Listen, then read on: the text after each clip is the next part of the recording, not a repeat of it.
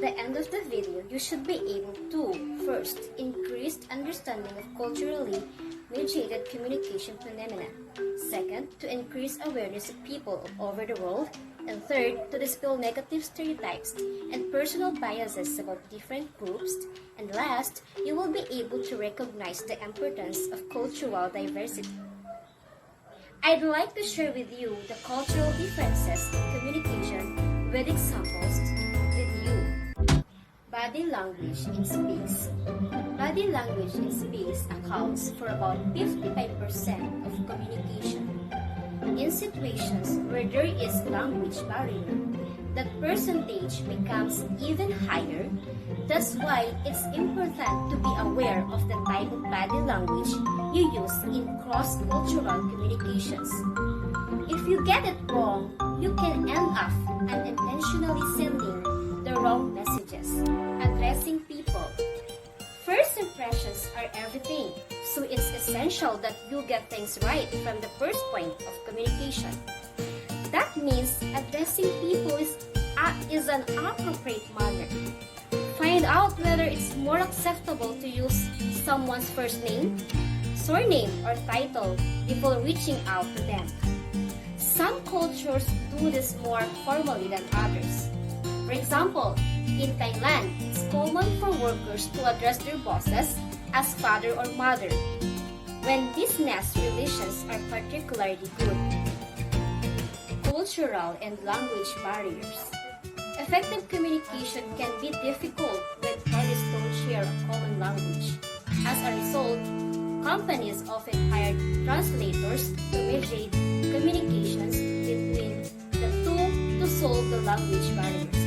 However, this doesn't solve everything. When speaking to people across different countries, you need to be aware of few words and phrases can't be directly translated into other languages. It will be best if you were especially careful when using idioms in business communications. While their meanings may seem obvious to you, they can be entirely baffling for non-native speakers. In any case, it's polite to try and learn at least a few words like hello and thank you in the other party's language. They're bound to appreciate the effort. Conflict in workplace. Dealing with conflict can be a complex and delicate issue. In any case, if you're dealing with people from different cultures.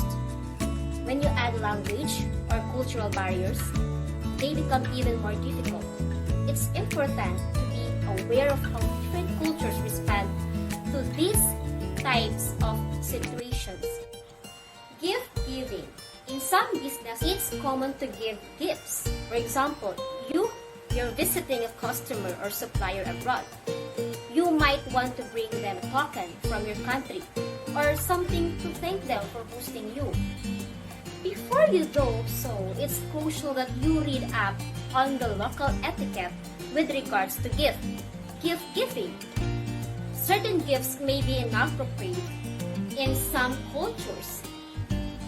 In others, the act of giving a gift at all may be a complete no-no. Table manners, an overview of cross-cultural dining etiquette. If you find yourself having a meal as part of your business meeting, you will have to be aware of the local dining etiquette for eating too. Do you eat with your hands or with utensils? Do you have your own individual dish? Do you share lots of smaller ones with the rest of the table? In some countries, it's polite to finish everything on your plate. However, in others, this means that you aren't satisfied. Sometimes, it's more polite to leave a little food behind. At the end of it all, who pays the bill?